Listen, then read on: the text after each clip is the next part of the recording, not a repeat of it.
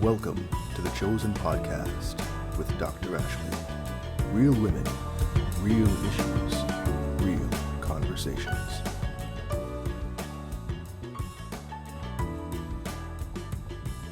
What's up, y'all? I'm Dr. Ashley, and welcome to the Chosen Podcast. I'm so happy that you are here, but today we're going to stir some things up a little bit. So y'all might not be my friend at the end of this episode.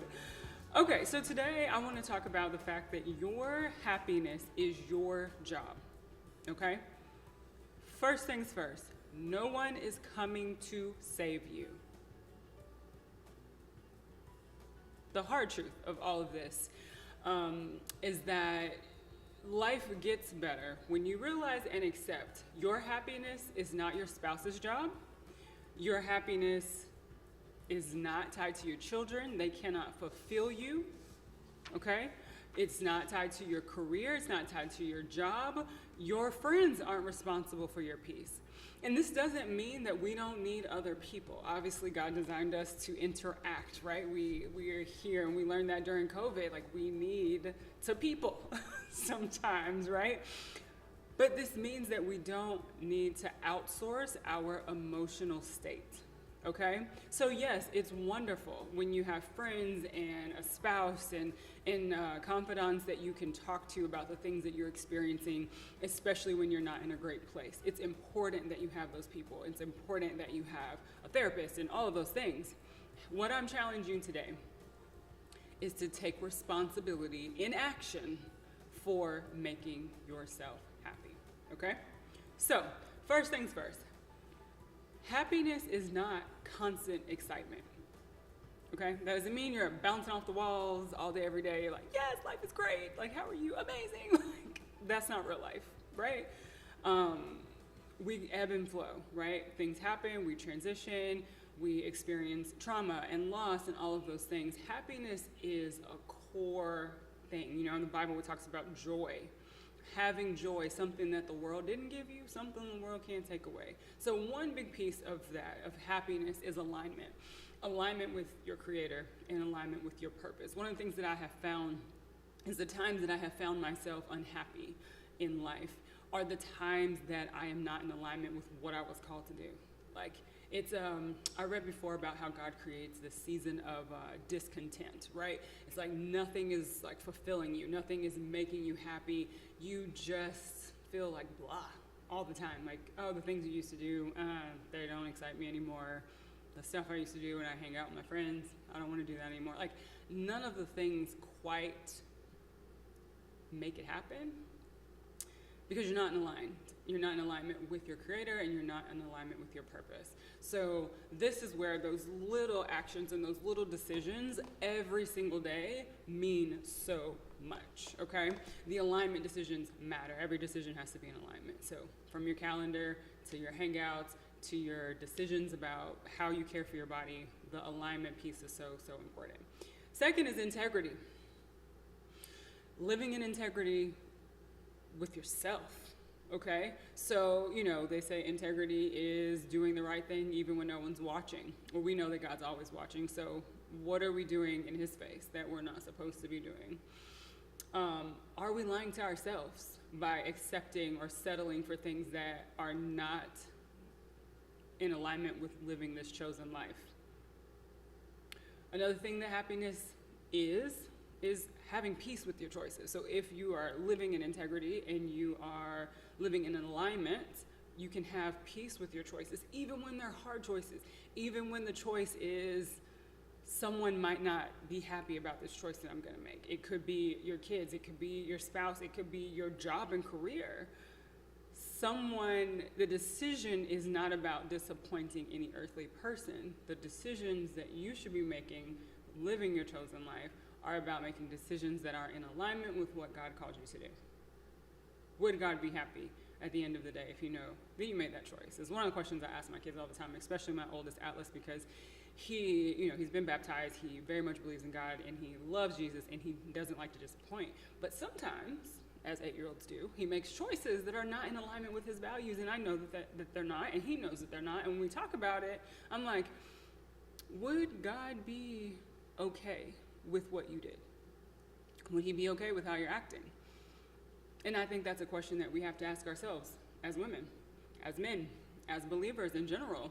Are the decisions that we're making God smile?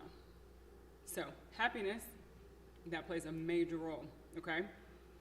Living congruently with your values, I think that and like living in integrity kind of go in alignment. But I will tell you, there are times, especially for those of us in relationships or past relationships, where you find yourself compromising just a little bit on things that are not in alignment with your value in order to, keep the peace or make the other person happy. And to this, I would like to bring forth Exhibit A, Queen Vashti, okay?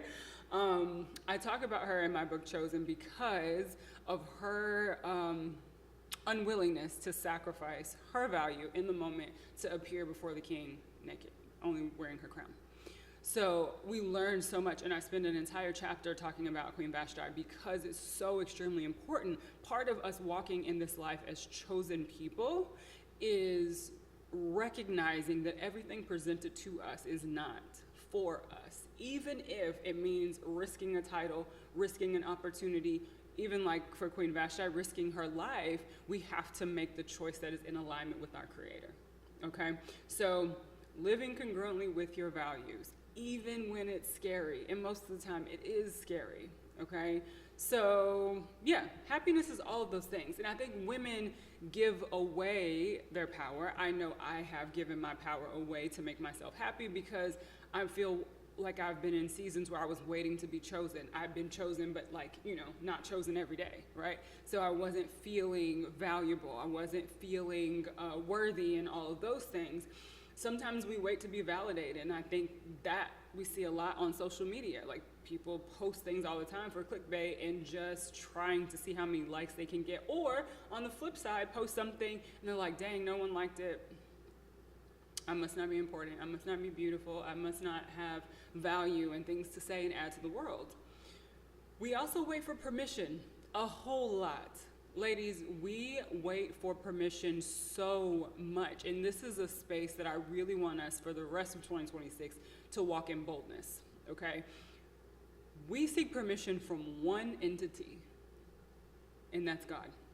And that's it, and that's all, right? We don't need to get permission from people to move the way God told us to move. It's beneath their pay grade to judge you. It's beneath their pay grade to tell you that you can or cannot do something.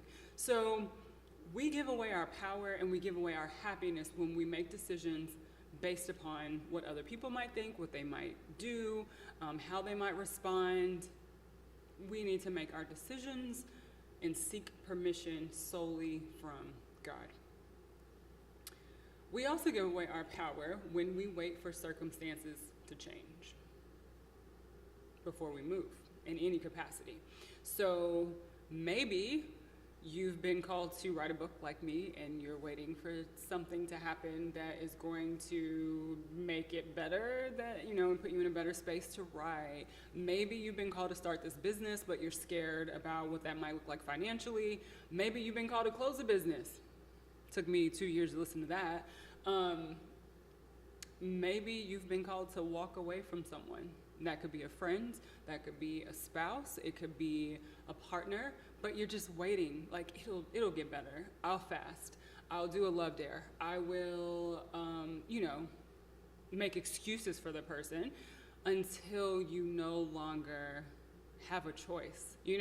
I said I want to get to a place this year where God can tell me something in a whisper and not have to scream at me or not have to completely shatter my foundation so that I fully surrender and listen to what he's asked me to do.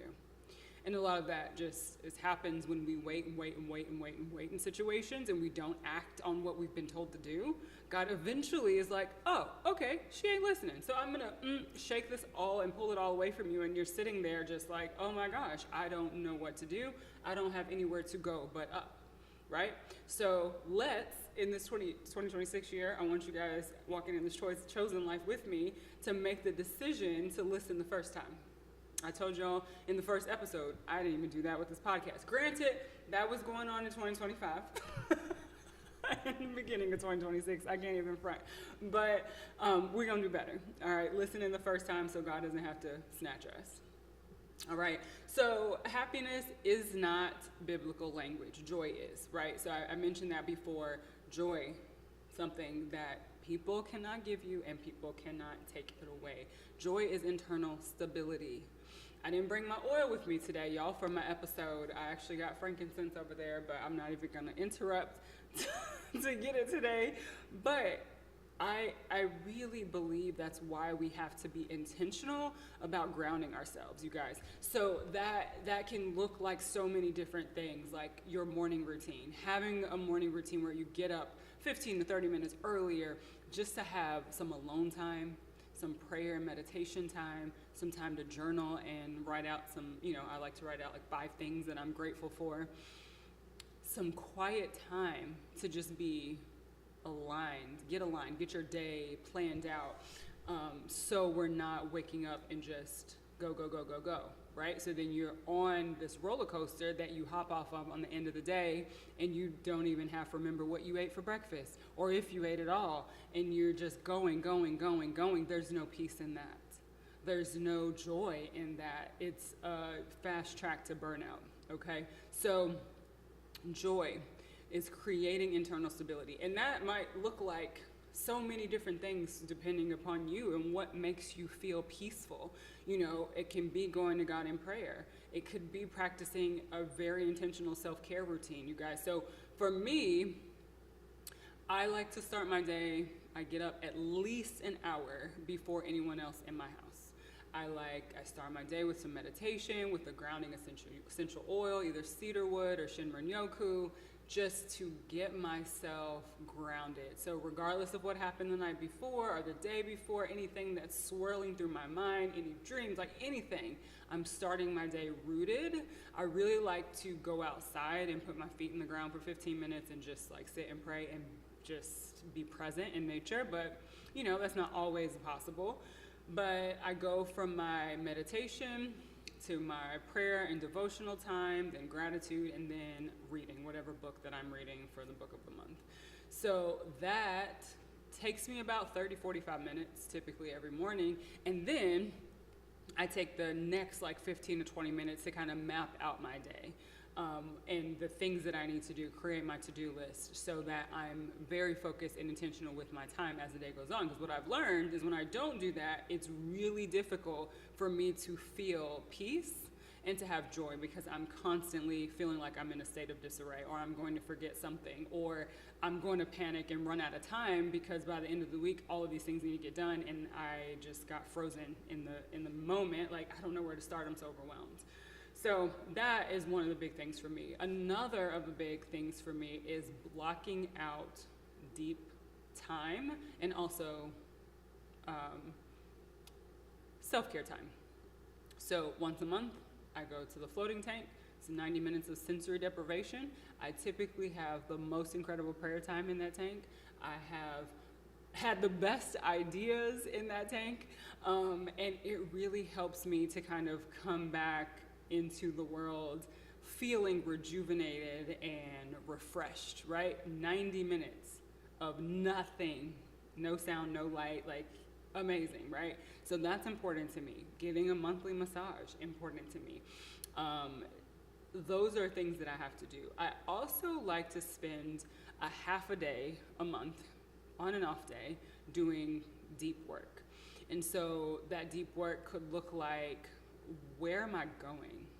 Am I in alignment with my goals? Has something shifted from the end of the year when I was planning 2026? Has something shifted? I need to realign my time. What about in my business?